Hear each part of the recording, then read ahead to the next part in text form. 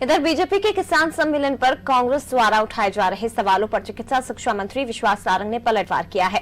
मंत्री विश्वास सारंग ने कहा कि किसान सम्मेलन में जुट रही लाखों किसानों की भीड़ से कांग्रेस बौखला गई है। कांग्रेस किसानों के नाम पर ढकोसला करती है। आगामी विधानसभा सत्र और कमलनाथ के 2 पदों पर रहने पर उठ रहे सवाल पर मंत्री विश्वास सारंग से खास बात की अनादि टीवी के संवाददाता अंकुर अध्वर्यु ने। केंद्र सरकार के द्वारा लाए गए तीनों कृषि कानूनों के पक्ष में जहां बीजेपी किसानों के बीच जाकर किसान सम्मेलन कर रही है, तो वहीं कांग्रेस के द्वारा उपवास किए जाने की बात कही जा रही है। हमारे साथ मंत्री विश्वास सारंग जी हैं। सर, क्या मानते हैं इनके उपवास? देखिए, ये तो ढकोसला है। ये केवल और केवल किसानों को बरगलाने का काम कांग्रेस कर रही है, और ये क्यों ना करे। जिस 20 से कांग्रेस शुरू हुई थी, क्योंकि अंग्रेजों ने कांग्रेस की शुरुआत ही इसलिए की थी कि फूट डालो और राज करो नीति। वही आज़ादी के बाद भी कांग्रेस ने अपनाया है।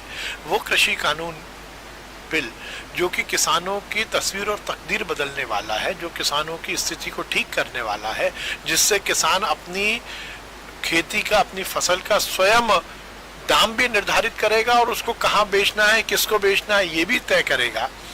उसमें भी लोगों में कंफ्यूजन क्रिएट करना ही कांग्रेस की आदत है। और अब क्योंकि भारतीय जनता पार्टी के किसान सम्मेलन में लाखों की संख्या में किसान आ रहे हैं और समर्थन दे रहे हैं। कल भी किसान यूनियन ने समर्थन दिया है कि ये किसी संशोधन विधेयक बहुत फायदेमंद है किसानों के लिए। ये कृषि संशोधन का जो 70 साल में काम नहीं हुआ वो मोदी जी ने किया है। तो अब कांग्रेस के पेट में दर्द हो रहा है, पर ये उपवास केवल और केवल ढकोसला है।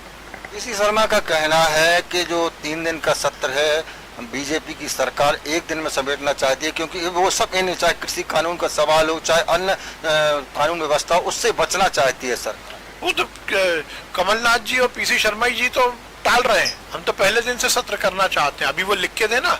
हर बार तो वो सर्वदलीय बैठक में बोल देते हैं कि सत्र नहीं होना चाहिए। वो तो खुद टाल रहे हैं। अब टालना है इसलिए हम पर इल्जाम लगा रहे हैं। हम ना विधानसभा के सत्र से कभी भागे ना भागेंगे।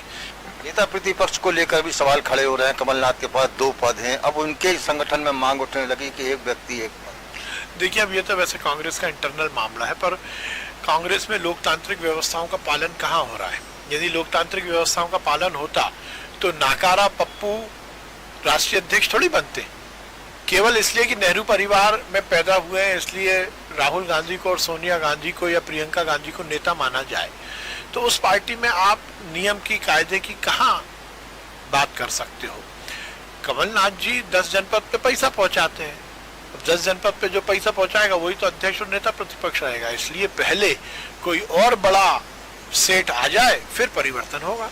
ये थे चिकित्सा शिक्षा मंत्री विश्वास सारंग जी, जिनका कहना है कि कांग्रेस का जो उपवास है वो पूरी तरह से ढकोसला है। कैमरामैन रेहान के साथ भोपाल से अनादि टीवी के लिए अंकुर अध्वर्यु।